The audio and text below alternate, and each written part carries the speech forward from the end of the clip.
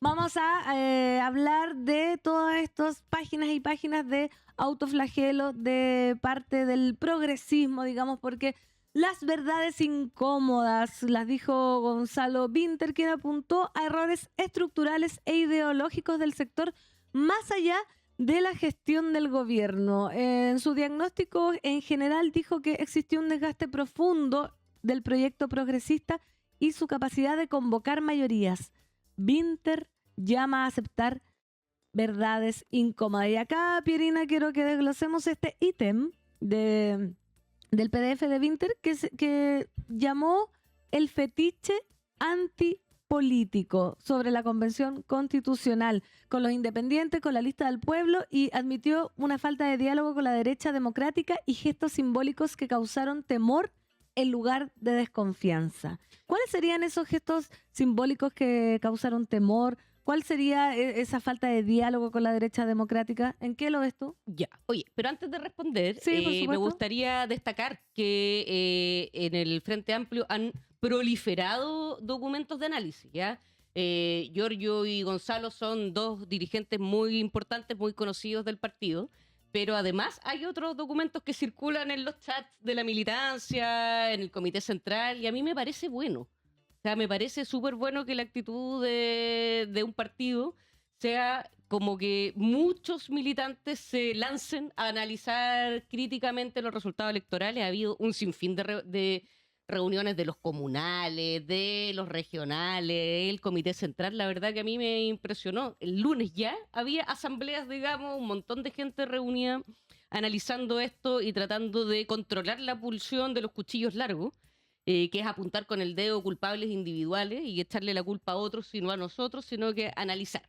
Entonces yo eso lo celebro, me parece sano, me parece bueno, creo que es un buen ejercicio que hay que seguir haciendo, ¿ya? Dicho eso, vamos a lo de Gonzalo, que además me pareció un documento súper útil porque es bien como estructurado, como qué críticas podemos aceptar, qué críticas son falsas, digamos, y no Claro. tenemos que creernos el cuento que nos tratan de instalar porque ahí sí que estamos perdidos. Como Entonces, el cuento de que hicimos todo mal, el digamos. cuento que hicimos todo mal y el cuento de que... El cuento del tío. Perdón, que necesito No. café porque es una droga legal y Está buena. hay que aprovecharlo antes de que quizás la prohíban. No, por favor. Entonces, esto del fetiche antipolítico. Creo que esto tiene su contexto. Veníamos de un estallido social muy como masivo, multitudinario y protagonizado por personas que no pertenecían ni a los partidos políticos, ni a las organizaciones tradicionales, ni nuevas. O sea, Realmente un estallido. realmente un estallido social, Social, social y espontáneo, inconducible. O sea, ahí no había líder, no es que, como me acuerdo en el 2011 a Joaquín Lavín, que era ministro de Educación, y decía en la tele, Giorgio, Camila, sentémonos a conversar. Bueno, aquí no había un Giorgio, una Camila, no había líderes, digamos, y había un cuestionamiento transversal a la política institucional. En ese contexto, digamos, se creyó que representantes independientes de partidos políticos Pongamos iban a a tiro ser nombres. Los fetiches que se refiere Gonzalo a la son lista a la del tía, pueblo. a la tía Pikachu, al pelado Bade, No, a todo. o sea, no sé si a los personajes mismos, pero sí a que una cierta acuerdo transversal de que era mejor, digamos, que era beneficioso para el proceso constitucional que estuviera protagonizado o que pudieran ingresar en condiciones que nunca habían tenido, porque para los independientes era muy difícil, y sigue siéndolo, entrar al Congreso. O sea, tienen que sacar una cantidad de votos, digamos, ya para poder inscribirse, juntar muchas firmas, después sacar una gran cantidad de votos para poder ser electos, digamos, compiten en condiciones desiguales con los partidos políticos, porque ahí hay un supuesto, ¿cierto?, de que los partidos políticos son organizaciones político-ideológicas que son más que aventuras individuales, sino que son proyectos colectivos y visiones de país. Por lo tanto, a los independientes tienen una serie de barreras, digamos, para poder ser electos. Esas barreras se bajaron para la Convención 1.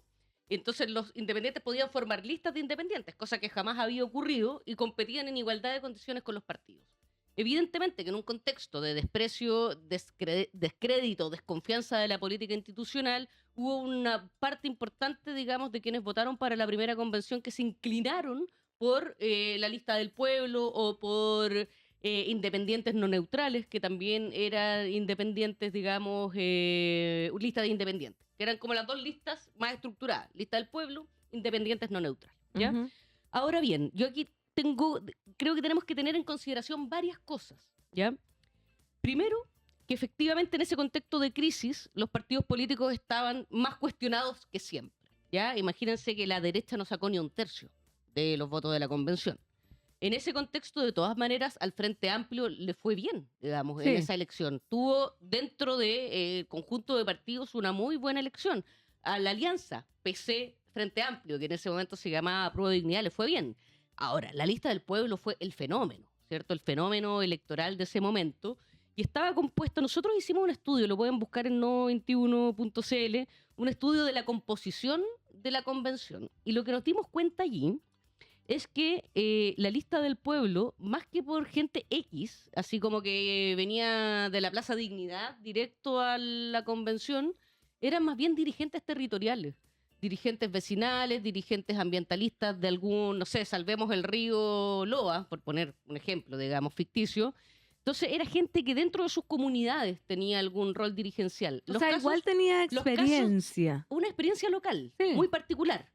No una experiencia, digamos, nacional, de ser dirigentes nacionales, sino muy locales. La gente como Giovanna Grandón o como Rojas Bade, que salieron, digamos, saltaron de la Plaza Italia, Plaza Dignidad, a la convención eran muy pocos, la verdad. Eso no fue así, no fue que se llenó de gente que estaba en la Plaza Dignidad y la lista del pueblo estuvo más compuesta por dirigentes territoriales que por gente que salió de la Plaza Dignidad. Ahora bien, no eran militantes políticos, digamos, no eran de partidos, no tenían, digamos, disciplinas partidarias, etcétera. Y yo creo que en la convención fue una gran dificultad que personas que no tenían experiencia política, experiencia en tener la obligación y la necesidad de llegar a acuerdos, y que no tenían tampoco una visión de conjunto del país, porque cuando uno está en un partido político, lo que tratas de elaborar es un proyecto para el país. O sea, que tú tienes que saber qué tienes que hacer con la economía, con el medio ambiente, con la educación, con la salud, con la vivienda, con el modelo de desarrollo. Tenés que pensar en el país completo. Muchas veces quienes han sido dirigentes de un problema específico se han dedicado toda su vida a un problema específico. Por ejemplo, salvemos un río, protejamos a esta comunidad de un proyecto minero. Entonces se forman como dirigentes que son muy valiosos, porque si no fuera por esos dirigentes, harían samba y canuta de este país, no habría quien defendiera el medio Lógico. ambiente. Pero generalmente esos dirigentes y esas organizaciones no se preocupan del proyecto país, del proyecto Claro, como del nacional, macro. de lo macro, que es lo que intentan hacer los partidos políticos, que es de lo que intentamos hacer, por ejemplo, desde el Frente Amplio, ¿ya? Entonces ahí se produce una tensión súper grande, porque llegas a la convención, tienes que presentar un proyecto país y, digamos, ahí encuentras un límite en estos dirigentes sociales, territoriales, que no venían, digamos, con esa cuestión grande, ¿ya? Entonces yo creo que ahí efectivamente hubo una sobreestimación de lo que candidatos o dirigentes, representantes independientes podían hacer en ese espacio. Ahora, nunca se pensó, yo creo, cuando se hizo ese acuerdo, que iban a arrasar los independientes en la elección y que los militantes de partidos políticos iban a quedar reducidos. Entonces atrasísimos. tenían poca posibilidad de maniobra. Dicho eso, otro error que también tiene que ver con esto, que en la Convención Constitucional la derecha haya estado, digamos, subrepresentada, no significaba que en la sociedad la derecha no tuviera, digamos, un peso importante en, digamos, la visión de mundo de muchos sectores, digamos, de muchas personas orientadas, digamos, por valores y por visiones de mundo de la derecha y que históricamente votaron a la derecha.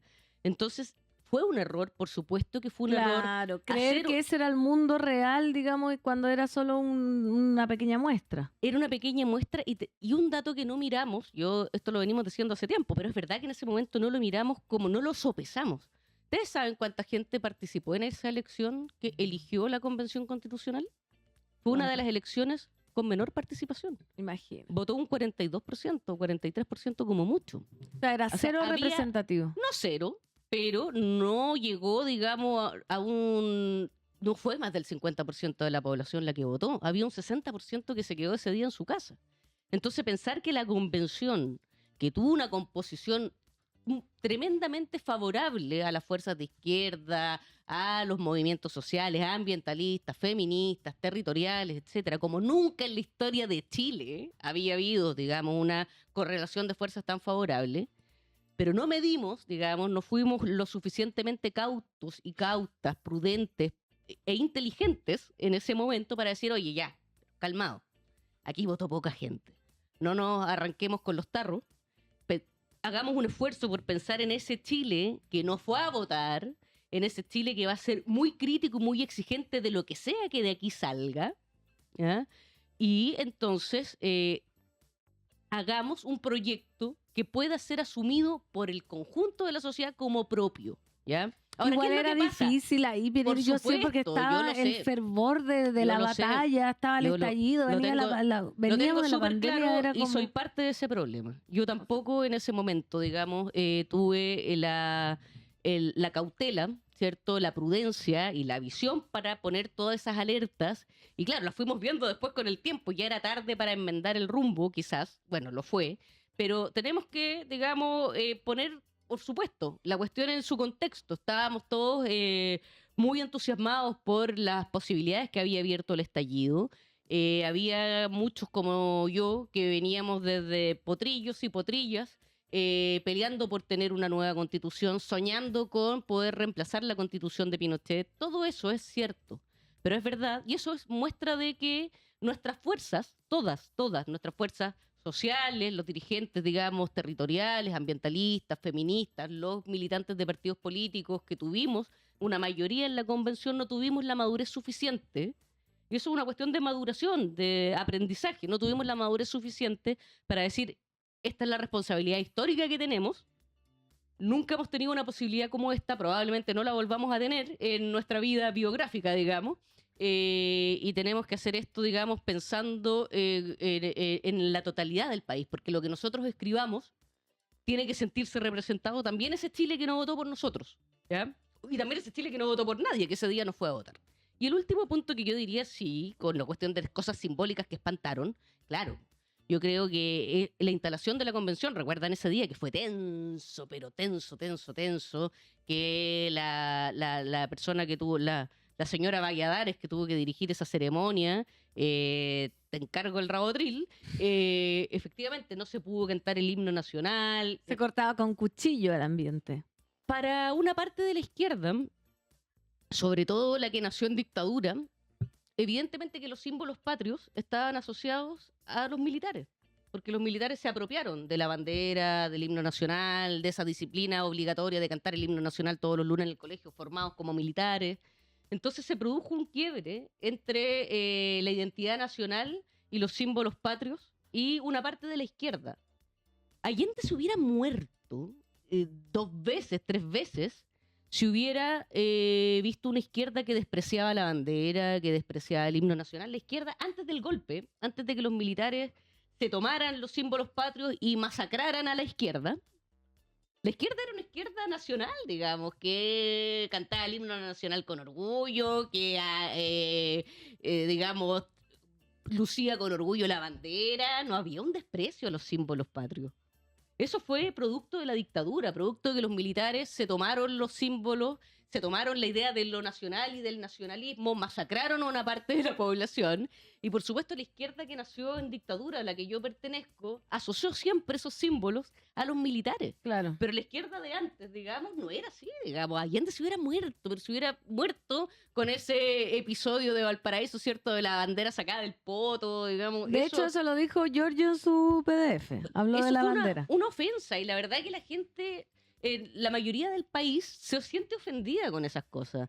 Entonces, esa dificultad para cantar el himno nacional, por supuesto que ofendió a la mayoría del país. O sea, mira ahora la respuesta, o sea, es como causa-consecuencia. Y Pierina, respecto a lo que dijo Gonzalo Vinter en su PDF, como le dice Seba Flores, críticas, autocríticas, mitos y peligros, también se habla, te quiero poner un tema porque ahora también se está hablando de la violencia. Gonzalo Vinter habló que en el estallido social hubo una falta de condena explícita a la violencia delictual diferenciándola de la protesta. Te lo quiero preguntar también porque en los últimos días se ha viralizado el video donde el Mesa, Mesa. le dieron un, ¿cómo se dice culturalmente? Un pipe, un golpe. Le dieron un golpe y se ha dividido la opinión pública entre de que, ay, que no fue tanto, que cómo uno no va a expresar si esta persona se ha burlado de todos los chilenos, poniendo esto como en el contexto del estallido social, donde Gonzalo Vinter dice que no se condenó la violencia delictual diferenciándola de la protesta. ¿Cómo lo ves tú como en esta autocrítica? Porque en ese momento también se decía, hoy no es la formista, y se criticaba a la gente que decía que no era la forma, salió la película La Fuente, también hubo como una ola de violencia que quizás no fue tan criticada como debió haber sido por parte del progresismo. ¿Y qué opina el chat también? ¿Qué es lo que me pasa a mí?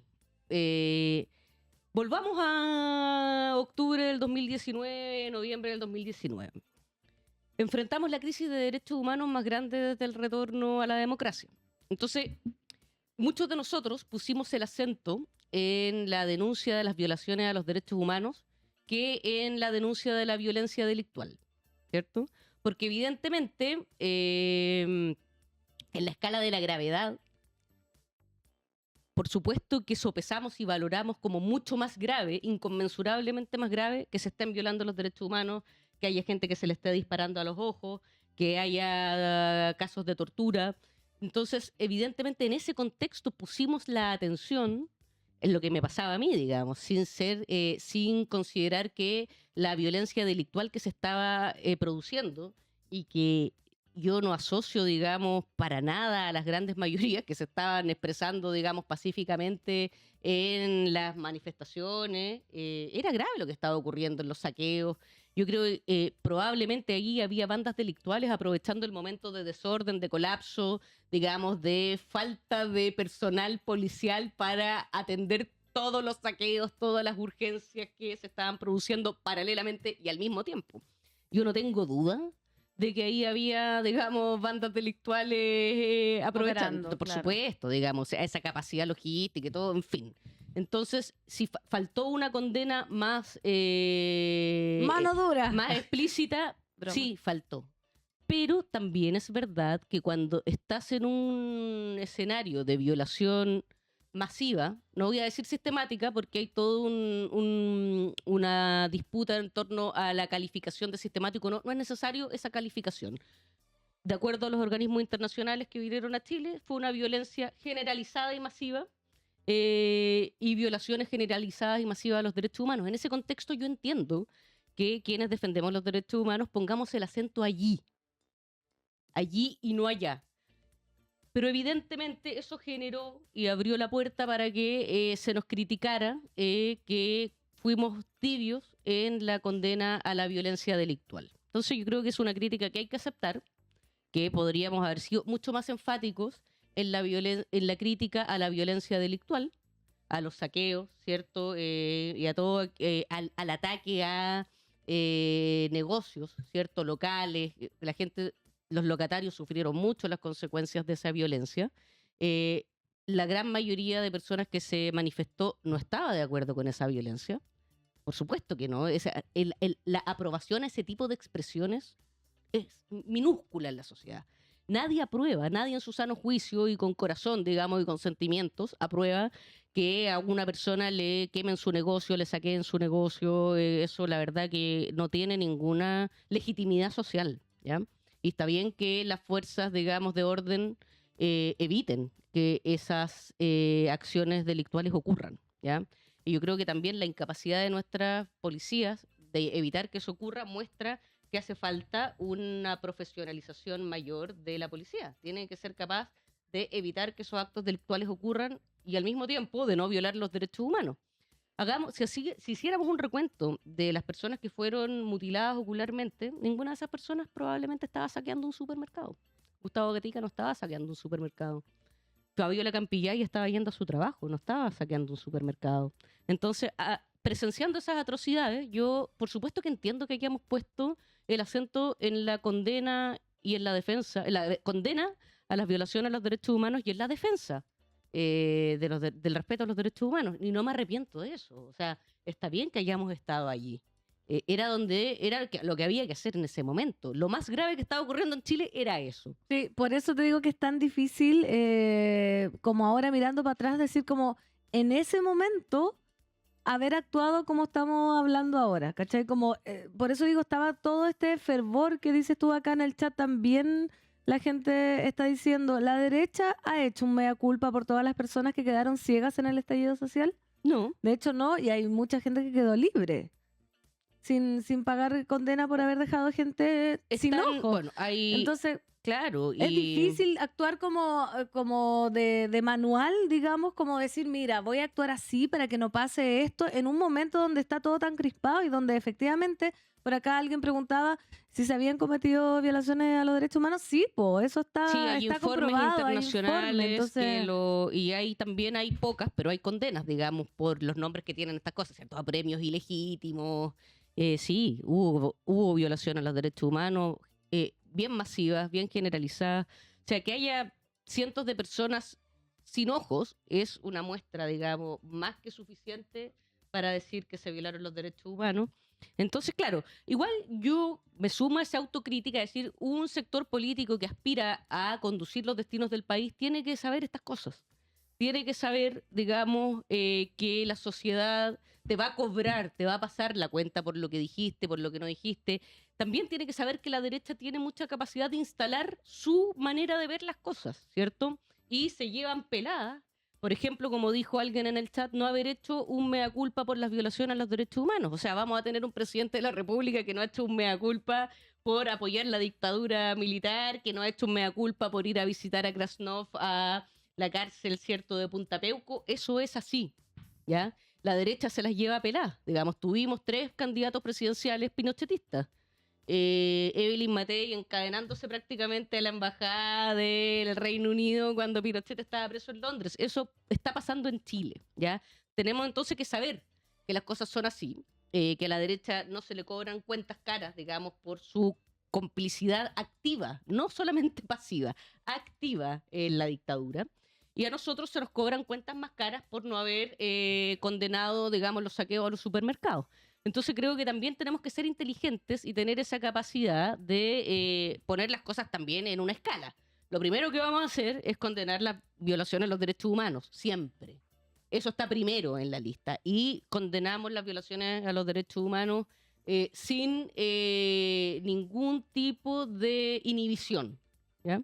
Pero también tenemos que entender que una parte importante de la sociedad chilena, y está bien, le molesta, y está bien, pues si a mí también me molestan, los saqueos a los supermercados, los saqueos a locales comerciales. Hay mucho esfuerzo puesto en cada local comercial, los que tenemos familias, digamos, empresarios, microempresarios, medianos empresarios, detrás de cada emprendimiento, detrás de cada negocio, hay mucho sacrificio. Entonces, que venga, digamos, una turba y te destruya tu sacrificio de una vida, por supuesto que es una tragedia, digamos, y ahí lo que debiera ser, digamos, un gobierno de izquierda y un partido de izquierda es buscar las formas de apoyar a esas personas y a esas familias que sufrieron los embates de un estallido social, ¿ya?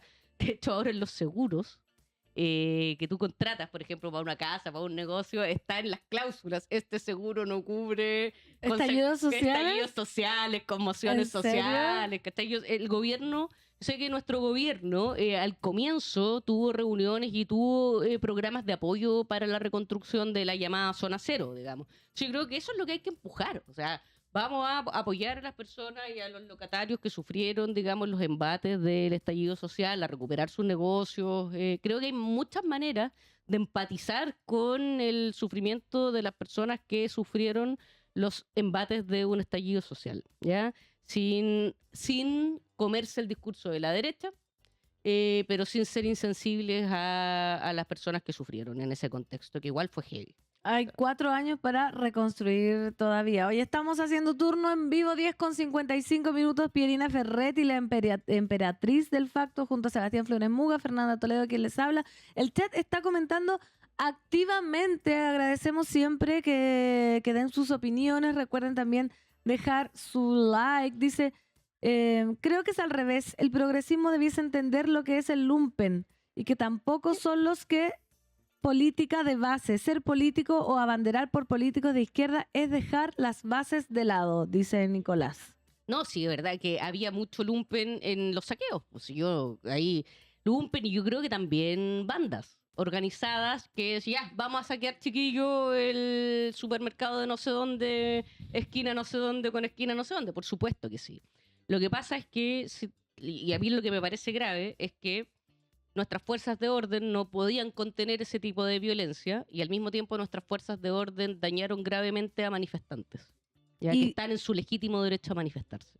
totalmente. Y acá también hablan mucho de que se está haciendo la autocrítica de la izquierda, pero Ace Werewolf dice, sí, bueno, que se hagan autocrítica está bien, pero a la derecha le hacen falta 1000 latigazos en la espalda en comparación. El Diego de la gente 10, la derecha dejó la embarrada. Ellos provocaron un estallido y no hacen ninguna autocrítica. Y Lorena, en el lado del frente, dice, me carga, yo no salí de un fascismo de derecha para entrar a un fascismo de izquierda. Me alegro que el chileno haya rechazado semejante ejercicio fascista. Opiniones del público en turno que siempre estamos dispuestos a escuchar y a Todas las leer. voces Todas que las respetuosamente se voces. expresan. Eso, respetuosamente. Pierina, Sebastián. ¿cambiaste de opinión de muchos temas como migración, seguridad, políticas públicas varias, desde los días del estallido hasta hoy? Te lo pregunto tú particularmente, visiones que tenía en ese momento ahora son distintas, y si crees que tu partido, el Frente Amplio, también tuvo un cambio como organización. Respecto al tema de la seguridad, mi opinión no cambió. O sea, en el estallido, la seguridad no era un tema, digamos, porque no era un tema de demandas de la sociedad que está manifestándose. Eran temas más salarios, pensiones, qué sé yo. Pero cuando comienza el gobierno y comienzan a aparecer, digamos, ya signos muy, muy claros de crimen organizado y con una criminalidad que no habíamos visto en Chile, así, descuartizados, decapitados, secuestros, no sé, cuando asesinan a los carabineros y los queman, digamos, ese tipo de violencia eh, en- no cambia mi opinión en el sentido que siempre la he condenado, digamos. Lo que pasa es que aparece un problema para el cual lo que yo sentí, no, más que lo que sentía, lo que constataba es que el Estado de Chile no estaba preparado para enfrentar.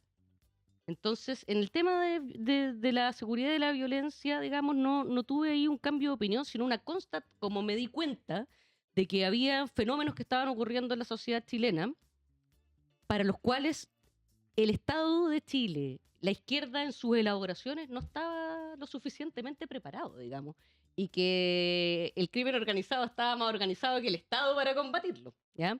Y que para poner al Estado al día teníamos que construir, digamos, una relación con fuerzas que nunca habíamos tenido una relación amistosa, por ejemplo, con carabineros, quienes nos formamos en el movimiento estudiantil, o sea, más bien sufrimos la represión policial que tener una relación amistosa con carabineros, con las Fuerzas Armadas, que nos crecimos criticando, ¿cierto?, lo que había sido la historia reciente del país con la dictadura.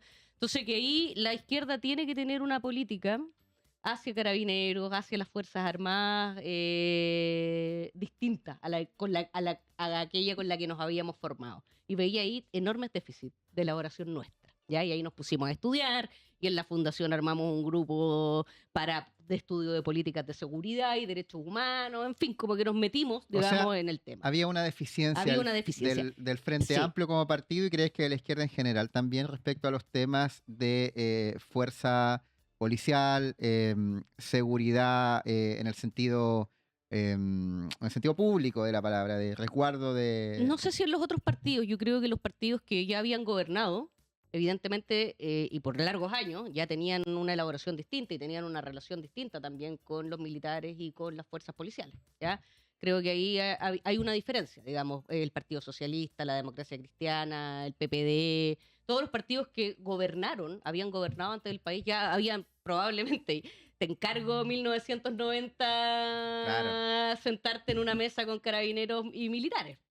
Recién saliendo de la dictadura. Entonces, esos partidos que ya habían gobernado tienen otra elaboración, digamos, y tienen otra experiencia y otra experiencia acumulada al respecto. Pero lo que sí todos compartimos, yo creo, es que ante los nuevos fenómenos delictuales, el Estado estaba muy atrás en sus políticas. Pero porque también, Porque- como dices tú, eran nuevos, po, Pero eran nuevos, pero cuando un Estado tiene que tener la capacidad de prever, o sea, de no sorprenderse. de no sorprenderse. Para eso tenemos Claro. servicios de inteligencia, para eso, digamos, se supone que tenemos instituciones que su preocupación es adelantarse a lo que va a pasar, no estar reaccionando a lo que está pasando. La Agencia Nacional de Por Inteligencia, ejemplo, la entonces yo ANI. creo que ahí se demuestra un déficit que o sea, que atraviesa varios gobiernos, que no es de este, que viene de antes, digamos, de poder prever que estos fenómenos están ocurriendo a nivel global, que en América Latina no podemos decir que el narcotráfico y el crimen organizado sea algo nuevo, y que era evidente que en algún momento eso iba a llegar a Chile y tenías que tener barreras para evitar que eso ocurriera, no para reaccionar cuando ya ocurrió, y ahí, digamos, hay un déficit importante. Y el tema de migración es mucho más complicado, porque hay como bienes que chocan, ¿ya? Ideales que chocan.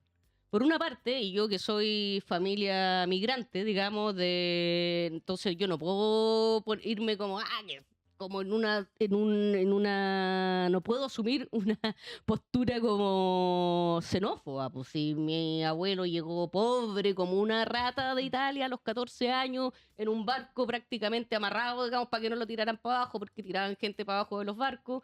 Entonces, tengo por supuesto una sensibilidad hacia la migración grande. Nadie migra porque quiere, la gente migra en condiciones muy brutales porque está buscando una mejor vida, y yo creo que la izquierda no puede asumir un discurso antihumanitario, ¿ya? No se puede nomás, porque la gente, o sea, no puedes, como decir, tratar a los migrantes como si no fueran seres humanos, como si no sufrieran, como si no estuvieran migrando porque vienen de situaciones atroces y migran en condiciones atroces.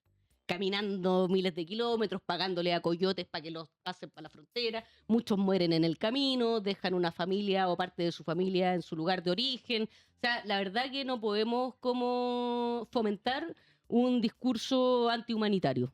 Yo en eso no creo que debamos retroceder, ¿ya? Pero al mismo tiempo tienes sectores de la población nacional que sufren consecuencias de una migración muy intensa en un país que no está preparado para recibirla, y entonces empieza a tener conflictos barriales, gente que tiene conflictos de convivencia, que no sabe cómo resolver, que se asusta, porque si le va a pedir al vecino que baje la música, te trata mal, y eso va generando también sentimientos, por supuesto, de malestar, sentimientos anti-inmigrantes, porque te alteran tu vida cotidiana, porque los servicios públicos empiezan a colapsar.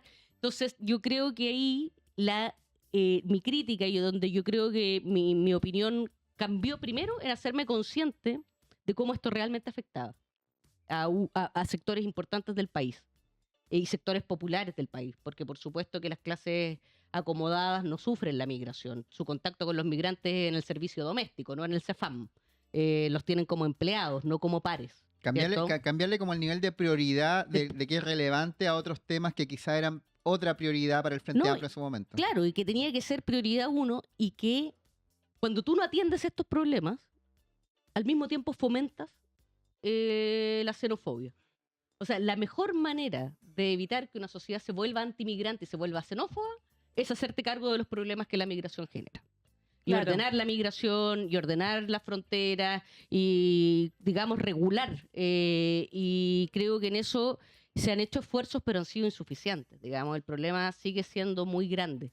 Entonces, ¿qué es lo que mejor puede hacer la izquierda para evitar que una sociedad se vuelva xenófoba y antimigrante? No dar cátedras morales de, digamos, es malo ser xenófobo. No, es solucionar los problemas que la migración genera. Y mostrar activamente, y poner todos los recursos y poner todo el esfuerzo en ordenar, como le llaman, ordenar la casa. Creo que eso es lo que mejor podemos hacer para evitar que cunda la xenofobia, para evitar que cunda el pánico y que cunda, digamos, la molestia. Y eso pasa, por ejemplo, hay que tener políticas para resolver conflictos vecinales.